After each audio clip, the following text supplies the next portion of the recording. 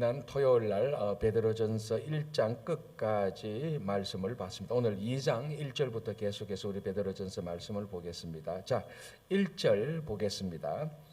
그러므로 모든 악독과 모든 기만과 외식과 시기와 모든 비방하는 말을 버리고, 자, 여기서 이제 버린다는 말은 쉽게 말하면 옷을 벗어버리는 이런 의미가 있는 겁니다. 그러니까 여기서 요 5가지 항목은 옛사람, 우리가 예수 그리스도를 믿기 전 또는 진심으로 세례를 받기 전 우리들의 모습, 그리고 우리들이 입고 있던 헌옷 있지 않습니까? 옛날 옷.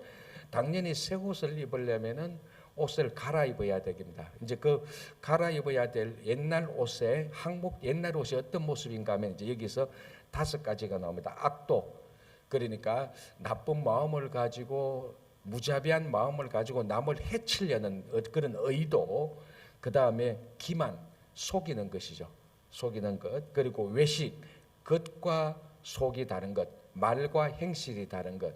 그러니까 겉으로 말하는 것과 속의 마음이 다른 것. 이것도 사실 어떻게 보면은 사람을 속이려는 그런 의도가 있는 것입니다.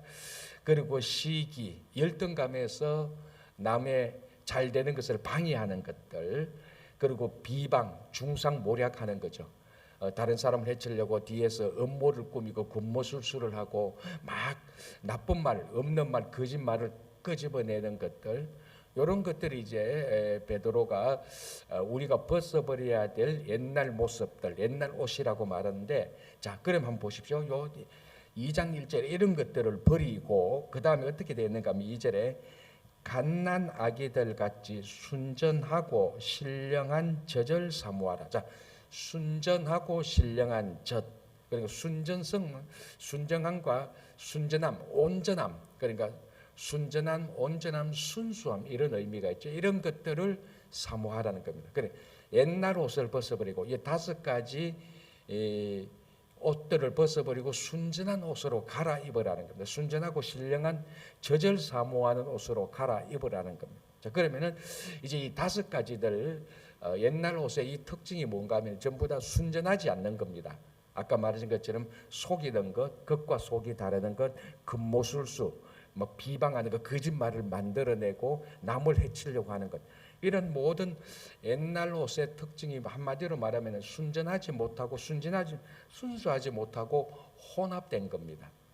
그러니까 이게 옛 성도들, 우리들의 옛날 모습, 우리가 예수 믿기 전, 변화되기 전, 거듭나기 전에 우리들의 모습을 이제 사도 베드로가 이렇게 한 5가지 말했는데, 이 특징은 하나님 앞에서 순수하지 못한, 막 혼탁하고 섞여가 있고 사람들과의 관계에서 속이고 기만하고 비방하고 중상하는, 그러니까 이것들이 이렇게 말하니까 이 굉장히 악한 사람 같은데요, 사실 우리들의 일상 속에서 이런 마음들이 굉장히 많이 배어 있습니다. 자, 뒤에서 우리가 늘 수근수근 거리잖아요. 그 수근거리는 게 오늘 여기 말하는 비방하는 것, 중상모략하는 것에 해당하는 겁니다. 물론 우리가 뭐 옛날에 옛날처럼 우리가 왕을 쫓아내기 위해서 뒤에서 반역을 꿈꾸는, 뭐 이 국가에 대해서 우리가 반역하는, 그렇게 해서 중상모략하는 그 정도는 아니지만은, 어떤 한 사람이나 어떤 사람에 대해서 뒤에서 수군수군하는 그 내용들을 보면은 정도가 약해서 그렇지 중상모략하는 것이 굉장히 많습니다. 확인되지 않은 사실을 가지고 막 자기가 확신하는 것처럼 거짓말을 만들어내기도 하고, 한 사람 앞에 A라고 들었는데 B라고 말을 하고, 이런 것들이 우리들 속에 많이 배어 있지 않습니까? 이런 것들, 악독, 이제 말을 막 악독 이렇게 표현해서 그렇지 우리 안에 이런 모습들이 다 배어 있습니다. 그래서 이런 옷들을 벗어버리고 하나님 앞에서 순전하고 순수하고, 이 성도의 특징이요, 예수를 믿게 되면은 우리 속에 있는 이 속이는 것과 혼합된 모습들이 자꾸 사라지기 시작합니다. 물론 제가 전에도 몇 번 말씀드렸지만 우리가 타고난 기질, 이런 것들은 잘 바뀌지 않지만은 그 기질을 통제하는, 그 기질을 그러니까 핸들링하는 우리들의 인격 이런 것들은 계속해서 바뀝니다. 옛날에는 인격이 막 삐뚤어지고 그래서 사람들을 막 욕하고 비방하는 이런 인격들이 점점 계속해서 순전하고 순수하게 이런 모습들이 변화되는 거죠. 지금 그걸 말하고 있는 겁니다. 그런 것들을 벗어버리고 새 옷을 갈아입으라. 그 새 옷은 순전하고 신령한 젖을 사모한다. 자, 이제 여기서 우리가 하나 생각해 봐야 될 것은 이 사도 베드로가 우리들의 순전한 모습을 뭐라고 표현한가 하면 갓난 아이들, 갓 태어난 아기들이 엄마의 젖을 사모하는 것으로 비유하고 있습니다. 자, 이게 젖이라는 것은 갓 태어난 어린아이들이 본능적으로 사모하는 겁니다. 본능적으로 그걸 먹는 겁니다. 갓 태어난 아이들이 내가 엄마 젖을 먹어야 되나? 계산하고 먹진 않지 않습니까? 이 엄마 젖 안에 뭐 독이 있나? 뭐 그렇게 생각하지 않습니다. 태어난 어린아이는 본능적으로 어머니의 젖을 사모하게 되어 있습니다. 성도는 신앙의 본능이라는 게 있습니다. 인간 육체의 본능이 아니고 육체의 본능은 이제 옛사람이죠. 이제 그 육체의 본능이라는 것들이 2장 1절에 나오는 이런 것들입니다. 그러니까 우리가 순수하게 나쁜 의미로 순수한 육체성, 이 육체로 인하여서 그러니까 죄인된 육체성의 본능이 있습니다. 그게 여기 말하고 있는 악독하고 기만하고 비방하고 이런 것들은 죄인의 본능적인 육체성입니다. 이것을 버려버리고 우리는 순수한 젖을 사모하는 것은 육체성의 본능에서 신앙 본능으로 오라는 겁니다. 자, 신앙의 본능이 뭡니까? 육체성의 본능은 여기서 말한 것처럼 악독하고 거짓말하고 이런 건데 신앙의 본능은 뭡니까? 예배를 좋아하는 것이고 말씀을 좋아하는 것이고 하나님과 동행하는 것을 좋아하는 것이고 약하고 소외된 사람들을 도와주는 것을 좋아하는 그게 신앙의 본능입니다. 그런데 내가 예수를 믿었는데 내한테 말씀을 보는 거 너무 싫어. 예배 드리는 것도 싫고 그 기쁨이 없다 그러면은 우리는 여전히 아직까지 신앙의 본능이 없는 사람입니다. 자, 죄인들은 육체성의 본능이 있다면은 우리가 예수를 믿게 되면 신앙의 본능입니다. 신앙의 본능이 있는 겁니다. 그걸 이제 어린아이들이 젖을 사모하는 것은 본능적으로 젖을 사모하듯이 성도는 본능적으로 말씀을 사모하고 기도를 해야 되고 예배를 드려야 되고 약한 성도들을 도와주고 복음을 전하는 이런 신앙의 본능이 우리들한테 생기는 것입니다. 이거는 뭐 계산하는 게 아닙니다. 그죠? 그래서 이 젖을 사모하라는 것이고 이게 첫 번째로 우리가 생각하는 것이고 두 번째는 갓난아이들이 먹고 자라야 될 가장 기본적인 필수적인 영양이 어디 있습니까? 젖을 먹음으로써 그렇습니다. 그러니까 갓난아기의 순전한 영양분은 어머니의 젖에서부터 나오는 겁니다. 마찬가지로 성도들의 가장 기본적인 신앙의 영양분은 세상에서 나오는 것이 아니죠. 세상 학문에서 나오는 것도 아니고 바로 말씀과 기도와 예배와 이 성도의 진실한 순수한 교제에서 나오는 겁니다. 그래서 2장 1절 2절을 간단하게 말하면 이겁니다. 이제 우리가 예수를 믿는 우리들은 거듭난 우리들은 육체의 본능을 벗어버리고 육체의 본능에서 나와서 신앙의 본능으로 살아라 이겁니다. 그게 어린아이가 젖을 사모하는 거하고 같다는 겁니다. 자, 2절을 제가 한번 읽어볼게요. 다시. 갓난 아기들 같이 순전하고 신령한 젖을 사모하라. 이는 그로 말미암아 너희로 구원에 이르도록 자라게 하려 함이라. 그러니까 갓 태어난 어린아이들이 젖을 먹고 자라지 엄마 젖을 먹고 자라지 다른 것을 먹고 자라지는 않습니다. 성도들이 이 엄마 젖과 같은 말씀과 기도와 예배를 통해서 계속해서 신앙적으로 자라는 것입니다. 그러니까 신앙생활하면서 이런 것들을 본능적인 이런 가장 기본적인 것들을 무시하고 다른 것들로 계속해서 신앙으로 자라게 한다? 그런 신앙이 자랄 수가 없는 겁니다. 자, 갓 태어난 어린아이로부터 김치 먹어라. 그 김치 먹고 어린아이가 자랍니까? 못 자랍니다. 또 먹어서도 안 되는 것이고. 그래서 우리가 성도의 신앙은 세상에서 일어나는 일을 내가 많이 안다고 해서 거기에 대한 정보가 많다고 해서 다른 사람들이 모르는 세상의 어떤 많은 정보들, 비법, 우리 쉽게 말하는 주식 투자 성공하는 법, 이런 것들을 많이 알고 어디 집값이 사고 이런 것을 많이 아는 것, 이게 나쁘다는 게 아닙니다. 그러나 이런 것들이 우리들의 신앙을 자라게 하는 것은 아닙니다. 그래, 저지 우리들의 어린아이의 신앙을 자라게 하는 거죠. 이 적과 같은, 가장 순수한 적과 같은 우리 신앙의 가장 기본적인 것. 그래서 사도 바울은 말씀과 기도로 거룩하여진다라고 얘기를 했지 않습니까? 이 말씀과 기도와 예배와 찬양과 순수한 성도들의 교제, 약한 자를 섬김, 이런 것들을 통해서 우리들의 신앙이 자라게 되는 겁니다. 자, 4절 볼게요. 이렇게 되었습니다. 사람에게는 버림바가 되었으나 하나님께는 택하심을 입은 보배로운 산돌이신 예수께 나아가. 자, 여기에 이제 사람에게 버림바가 되었다라고 말합니다. 첫 번째는 지금 예수님을 말하는 겁니다. 예수님이, 우리 복음서에서 예수님께서 같은 동족으로부터 그리고 자기를 따라오던 사람들로부터 버림바가 되었습니다. 예수님은 사람에게 버림바가 되었죠. 자, 근본적으로 이거는 기본적으로 예수님이 버림받았다는 것을 말을 하지만은, 자, 이 베드로 전서를 읽는 사람들은 누군가 하면은 여기 한번 보시기 바랍니다. 2장 11절 보십시오. 사랑하는 자들아, 거류민과 나그네 같은 너희를 권하노니. 제가 베드로전서 1장 말할 때 했습니다. 이 베드로전서를 읽는 사람들의 가장 기본적인 특징은 로마 제국 내에, 뭐 그 당시에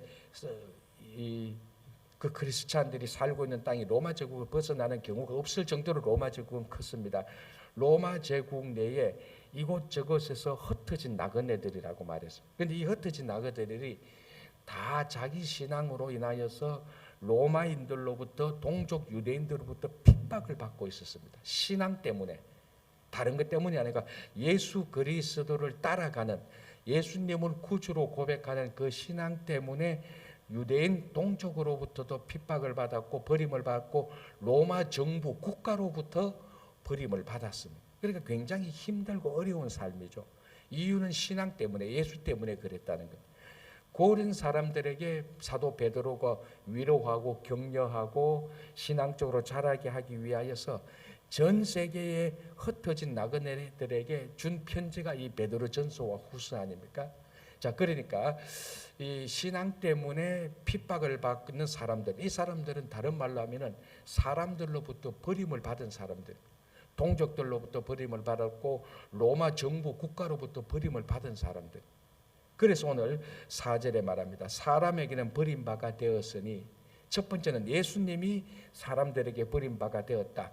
그리고 너희들도 이 버림받은 예수님을 믿는 그 믿음 때문에 지금 버림바가 되었지 않느냐, 그런 예를 상기시키는 겁니다. 자, 사람에게는 버림바가 되었으나 하나님께는 택하심을 받았다. 자, 예수님이 사람들에게 버리심을 받았지만 우주의 창조자 되고 예수님의 아버지 되시는 하나님께서는 사람들이 버린 예수님을 택하셨던 겁니다. 사람들은 버렸지만 하나님은 버리지 않은 겁니다. 마찬가지로 이 시대에 사람들로부터, 정부로부터, 동족으로부터 버림받았던 흩어진 나그네들에게 주는 메시지입니다. 너희들이 지금 핍박과 고난으로 인해서 사람들로부터 버림받았다고 어려움을 당하지만 걱정하지 마라. 하나님은 예수님을 예수님을 택하신 것처럼 너희들도 택했다라는 위로의 메시지가 있는 겁니다. 사람에게는 버림바가 되었으나 하나님께는 택하심을 입은 보배로운 산돌이신 예수께 나아가 너희도 산돌같이. 자, 이제 첫 번째로 우리가 생각해야 될 것은 산돌이라고 말합니다. 영어로 말하면 어떻게 되죠? 리빙 스톤. 그래서 우리 미국식, 영국식 이름 가운데 리빙스톤이라는 사람 이름이 굉장히 많습니다. 물론 붙이죠. 리빙스톤이라고 말할 때. 그러나 여기서는 리빙스톤이라고 띄우는 겁니다. 그러니까 리빙스톤이라는 사람의 이름이 바로 여기서 나온 겁니다. 살아있는 돌. 근데 이 두 단어를 보면은 산돌이라고 말하는데 가만히 보면 돌은 무생물입니다. 그죠? 그러니까 무생물은 생명이 없습니다.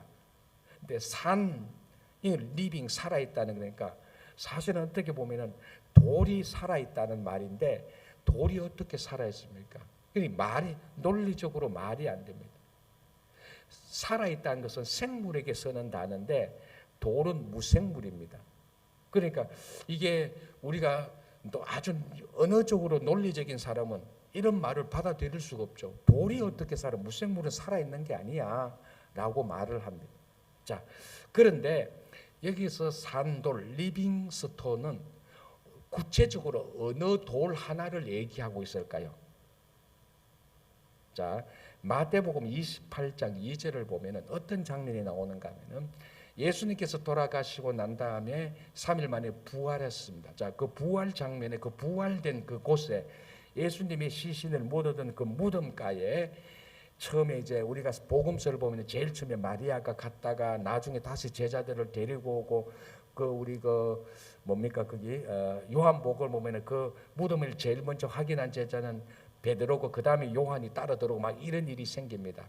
자, 여러분 우리가 뭐 드라마나 연극이나 이런 것들 통해서 부활절 날에 예수님의 시신을 둔 그 무덤가의 모습이 어떻습니까, 여러분? 무엇이 제일 먼저 생각납니까? 천사들도 있죠. 천사들이 나타나서 너희들이 왜 산자를 살아있는 자를 이곳에서 찾느냐, 갈릴리로 가라, 그런 말씀도 생각나고, 또 하나 그 장면을 보면은 무덤을 막아놨던 돌이 열려져가 있습니다. 그 돌하고 여기서 산돌이라고 돌하는 말하고 헬라어가 똑같은 말을 쓰고 있습니다. 자, 우리도 돌에 대해서 크게 말하면 뭐 바위라고 말하기도 하고 돌멩이라고도 말하고 조약돌이라고도 말하고 이 돌에 대한 명칭들이 여러 가지가 있습니다. 헬라어도 똑같습니다. 돌에 대해서 여러 가지 명칭들이 있는데 오늘 여기서 산돌, 리빙스톤이라고 말하는 이 스톤이란 요 단어하고 예수님의 시신이 봉인된 그 무덤을 막았던 돌이 있습니다. 이 돌이 사람들이 무덤을 막기 위해서 잘 다듬어 놓은 돌이 있습니다. 이 돌이 예수님이 부활하신 그 아침에 이 돌이 옆으로 비켜져 열려져가 있죠. 이 돌. 그러니까 이 돌이 뭘 증거하는 겁니까? 예수님의 부활을 증거하는 거죠. 그래서 이 돌이 바로 그 돌. 그래서 이 예수님의 첫 부활에 예수님의 시신을 막아넣었던 이 돌이 열려짐으로 말미암아 예수님께서 부활하셨다는 것을 증거하는 첫 번째, 어떻게 보면 첫 번째 무생물이 되는 겁니다. 돌인데 이 돌을 보니까 예수님께서 사셨다라는 증거가 되는 겁니다. 거기에서 나와서 그 예수님은 산돌이 되셨다. 리빙스톤이 되었다. 그러니까 이 리빙스톤 산돌은 구체적으로 뭘 증거하는가 하면은 부활하신 예수님을 증거하는 겁니다. 상징을 하는 거죠. 산돌, 예수님의 무덤에 있었던 그 돌은 열려진 그 돌은 예수님의 부활을 증거하는 상징이 된 겁니다. 자, 십자가도 상징 아닙니까? 뭐의 상징입니까? 예수님의 고난과 예수님의 부활의 상징입니다. 자, 십자가를 딱 보면서 사람들은 그 십자가의 사건을 아는 사람들은 십자가만 보면서 예수님을 생각하지 않습니까? 자, 이 십자가에 예수님께서 달리신 그런 형상은 없음에도 십자가를 보면서 예수님께서 우리를 위해서 이 십자가에 달려 돌아가셨어. 그리고 저 십자가에 달려 돌아가신 님이 3일 만에 부활하셔서 십자가만 보면 예수님이 생각나는 겁니다. 같은 맥락으로 산돌, 리빙스톤은 예수님의 부활을 상징하는 겁니다. 그래서 지금 여기서 자, 그 돌을 누가 봤습니까? 바울은 그 돌을 본 적이 없어요. 누가 봤습니까? 베드로는 분명히 봤거든요. 그래서 이 가만히 베드로 전서를 약간 더 깊이 들어가 보면요, 이 바울이 말하는 거하고 베드로가 말하는 단어들이 좀 차이가 나요. 근데 가만히 보면 베드로는요, 현장성이 훨씬 더 많아요, 바울보다. 자, 오늘 이 산돌 같은 거는 바울은 이런 말을 안 써요. 왜? 자기가 산돌을 본 적이 없기 때문에. 자기는 예수님의 무덤가에 부활된 아침에 간 적이 없습니다, 바울은. 근데 베드로는 거기 가서 그 돌을 봤거든요. 그 돌을 보면서 계속해서 이제 예수님께서 부활하시고 사역하면서 예수님의 사건들을 묵상하지 않습니까? 우리도 계속 묵상하지 않습니까? 그러면서 그 돌을 보면서 리빙스톤을 보면서 야, 저 그 돌을 생각할 때마다 예수님의 부활을 생각하고 예수님이 누구냐 그러면 부활하신 예수라는 고백이 있는 겁니다. 그래서 여기서 사람에게 버림받은 그 예수님이 리빙스톤과 같은 산돌과 같은 부활하신 예수님이다라고 말을 하는. 자, 그리고 5절 보시기 바랍니다. 이제 거기서 끝나는 게 아니고 너희도 누구 흩어진 나그네들, 버림받은 너희들, 지금 고난받는 너희들도 산돌같이 부활하신 예수님처럼 신령한 집으로 세워지고. 자, 이 신령한 집은 뭐 글자 그대로 신령한 집인데, 자, 신령한 집이 상징하는 건 뭡니까? 무엇을 우리가 여기서 신령한 집으로 말합니까? 교회입니다. 교회. 자, 교회의 정의가, 교회의 데피니션이 뭡니까? 뭘 교회라고 말합니까? 우리 여기 지금 우리가 친구 교회라고 말하는데, 가장 기본적인 교회는 제도도 아니고 건물도 아니잖아요. 교회라는 것은. 교회의 기본적인 건 뭡니까? 예수 그리스도를 고백하는 사람들의 모임.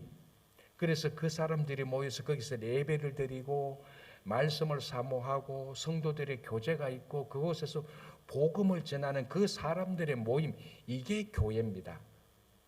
그래서 이 모이는 장소가 필요하기 때문에 건물이 있는 거예요. 그리고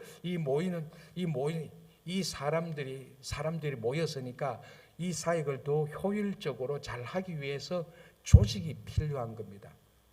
그게 이제 교회의 제도죠.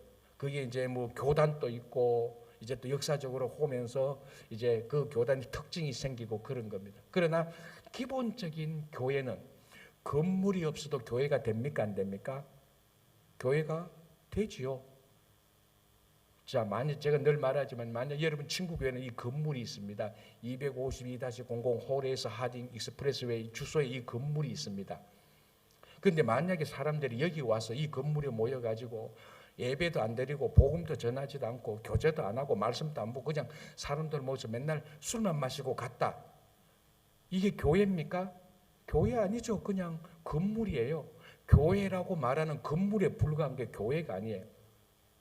자, 그런데 예수 믿는 사람 10사람이 저 밖에 나가서 공원에 가서 매주일 모여서 거기서 예배를 드리고 거기서 서로 사랑하고 말씀을 공부하고 그 사람들이 흩어져서 복음을 전하고 이 10명의 사람들이 교회 건물에 안 모여도 이 사람들은 교회예요. 이게 교회예요. 그럼 이 건물이 필요 없냐? 그렇지는 않죠. 아까 말씀드린 것처럼 사람들이 모이는 일정한 장소가 있어야 사람들이 모일 수가 있지 않습니까? 그래서 교회라는 거 우리가 이름을 붙이는 겁니다. 그래서 기본적으로 교회는 사람들의 모임, 성도들, 예수를 고백하는 사람들의 모임이 교회지 건물이나 어떤 제도는 교회를 안 합니다. 건물이나 제도는 교회가 되기 위한 지원하는 하드웨어라고 볼 수 있는 거죠. 자, 그래서 뭐라면 너희도 산돌같이 신령한 집으로 세워주고, 다시 말하면 너희도 부활하신 예수 그리스도를 주님으로 삼는 교회로 세워지라는 겁니다. 자, 이게 여러분 한번 보십시오. 흩어진 나그네들 지금 막 핍박받고 예수 믿는 것 때문에 고난당하고 이런 사람들에게 베드로가 말합니다. 너희들은 이 땅에 거룩한 집으로 세워져라. 너희들이 바로 이 땅에 교회로 세워 나가야 된다는 겁니다. 자, 이게 오늘날 제가 베드로전서 1장 처음 할 때 말했지만 이 베드로전서는 직접적으로 이민 생활하고 있는 우리들에게 주는 직접적인 메시지입니다. 그래서 우리가 이민 교회가 있는 겁니다. 우리가 다 흩어져 있잖아요. 조국에서 떠나서 흩어져 있어도 우리는 흩어진 사람들끼리 모여가지고 흩어진 사람들끼리 흩어지는 게 아니고 흩어진 사람들이 모여서 이곳에서 교회를 세우고 하나님의 복음을 전하는 겁니다. 이 사람들 때문에 2000년 동안 복음이 전파된 거예요. 핍박을 받아서 또 여러 사정으로 자기가 있는 곳을 떠나서 흩어져서 있는 사람들끼리 흩어져 있는 사람끼리 동일하게 흩어져 있는 장소에 있는 흩어진 사람들끼리 모여서 교회를 세우고 거기서 예배를 드리고 그 흩어진 곳에서 복음을 전하기 때문에 복음이 흩어진 곳까지 전파되는 겁니다. 그래서 한국에서 신앙생활 하는 사람들보다 흩어져 있는 우리 이민자들이 우리가 이곳에서 복음을 전하는 것이 훨씬 더 훨씬 더 선교적인 사명에 부합되는 거죠. 우리도 흩어진 사람들. 넓게 보면은 선교적인 사명이 있는 거죠. 흩어져서 왔어. 그래서 너희도 산돌같이 신령한 집으로 세워져. 그래서 이 이민 생활에서 이민 교회가 얼마나 귀중한지 모릅니다. 이 전부 다 신령한 집이거든요. 자, 다시 볼게요. 5절에 너희도 산돌같이 신령한 집으로 세워지고 예수 그리스도로 말미암아 하나님이 기쁘게 받으실 신령한 제사를 드릴 거룩한 제사장이 될지니라. 자, 신령한 제사. 하나님께서 받으시는 예배라고 보면 됩니다. 하나님이 받으시는 예배를 드린다. 자, 이제 여기서 제사라는 말을 썼으니까 제사라는 이 제사를 드리기 위해서 필요한 요소들이 있습니다. 뭡니까? 제사가 이루어지기 위해서는 제사를 드리는 사람들이 있어야 됩니다. 그죠? 그렇지 않습니까? 제사를 드리는 사람들이 없으면 제사가 안 돼요. 그리고 제사를 드리는 사람들이 있어야 되고 제사에는 예물이 있어야 되고 그리고 이 사람들과 제물을 드리는 하나님과 연결시켜주는 제사장이 있어야 됩니다. 기본적으로 제사장이 사람과 하나님을 연결시켜주는 중보자이지 않습니까? 그건 우리 구약에 다 본 거고. 자, 그런데 여기서 우리를 하나님이 기뻐하시는 제사가 이루어지도록 우리를 보고 거룩한 제사장이 되라는 거예요. 자, 여기는 무슨 사명이 있습니까? 우리가 제사를 드리라는 것이 아니고 제사장이 되라는 거예요. 제사를 드리는 것보다 더 나아가서 제사장이 되라는 거예요. 자, 제사장은 제사를 드립니까? 안 드립니까? 제사장도 제사를 드리는 거예요. 우리 레위기를 보면 제사장이 드려야 될 제사에 또 항목들이 따로 있지 않습니까? 제사장도 제사 안 드리면 제사장이 안 돼. 제사장도 제사를 드리는 겁니다. 그러니까 제사장이라는 것은 제사를 드리는 것은 기본이고 제사를 드리는 사람들을 하나님과 중보하는 게 제사장이에요. 막중한 사명이 있는 거죠. 이 사명을 흩어진 나그네들에게 준 거예요. 우리들에게 제사장의 사명을 준 거예요. 그러니까 어떻습니까? 우리가 뭘 하는 겁니까? 우리가 세상과 사람을 중보하는 겁니다. 누가? 흩어진 나그네들.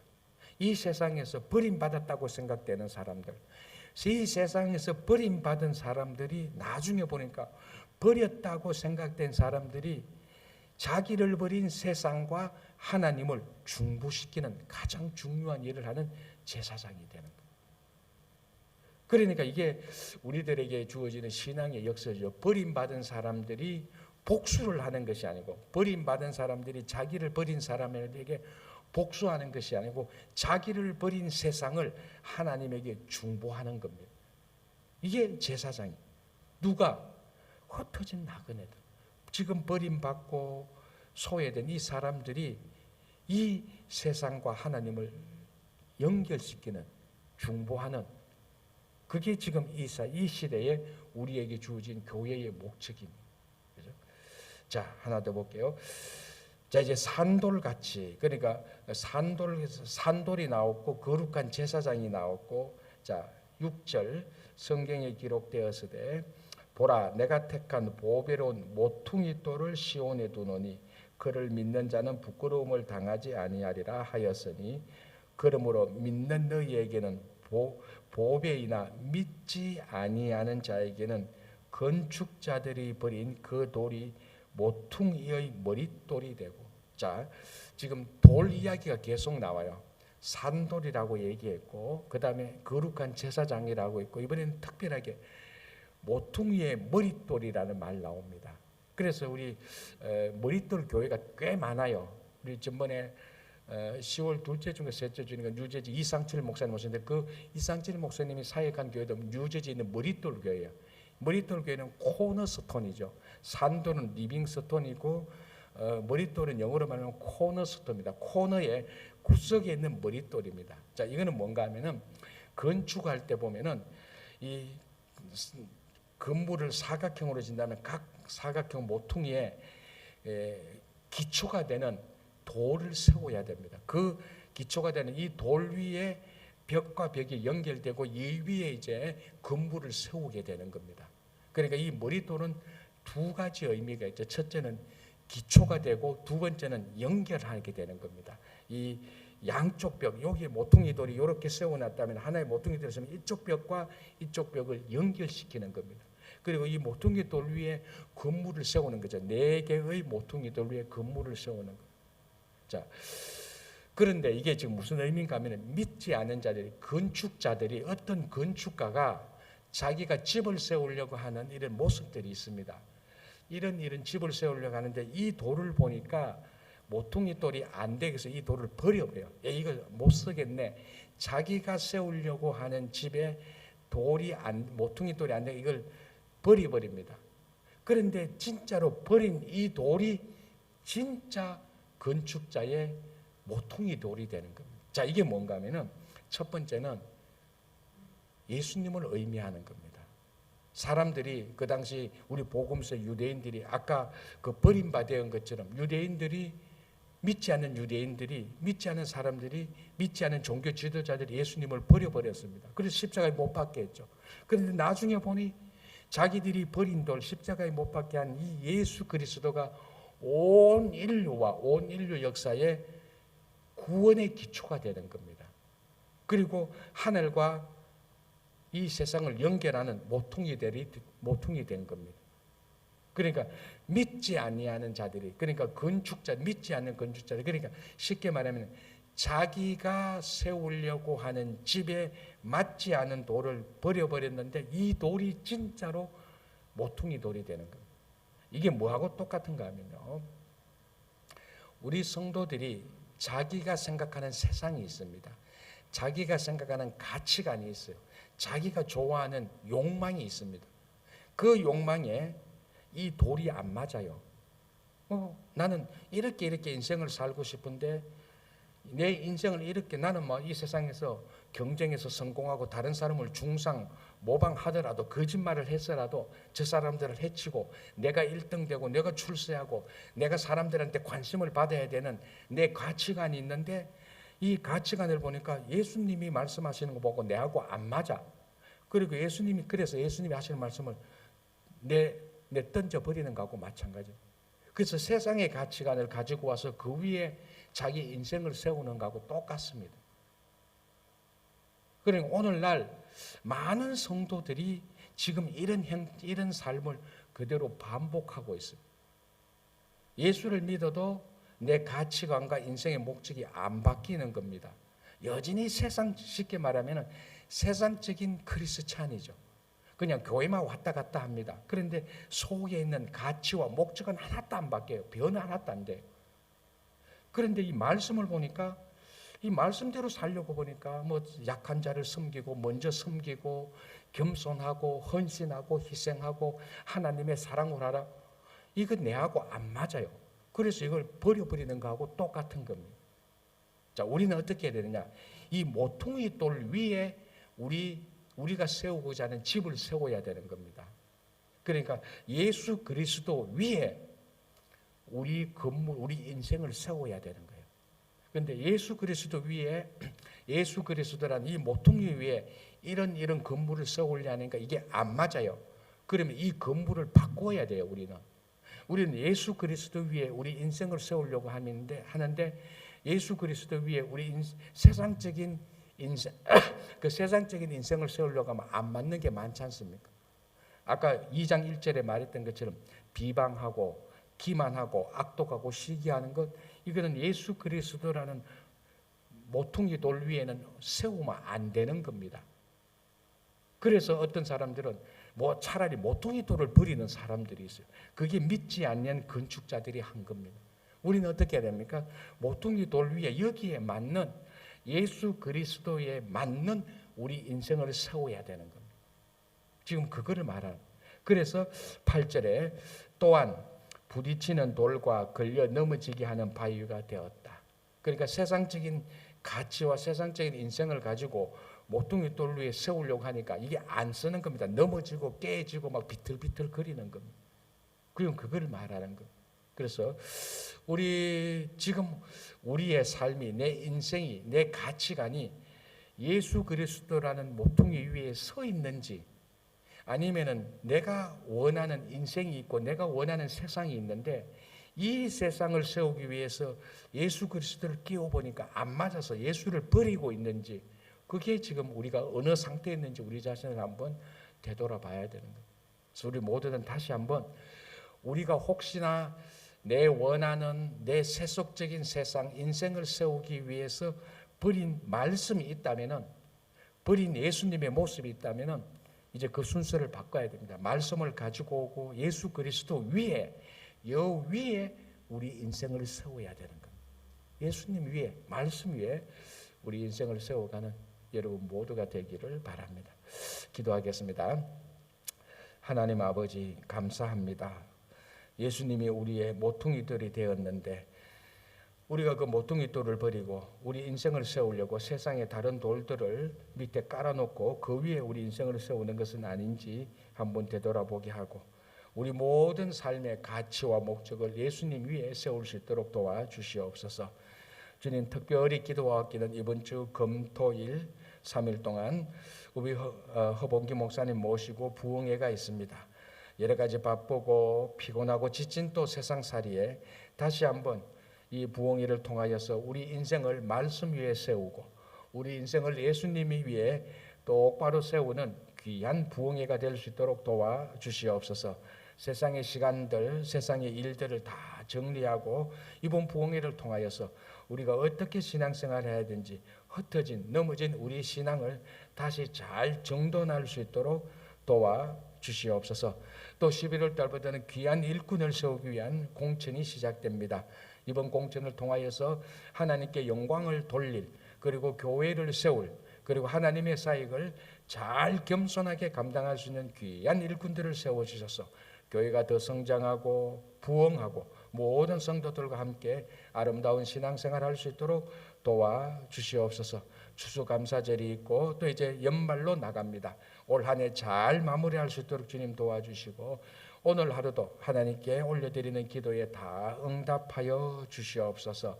몸이 약한 사람들 주님께서 이렇게 세워주시고, 낙담하고 좌절한 심령들 주님께서 위로하시고 하나님께서 용기를 더하여 주시옵소서.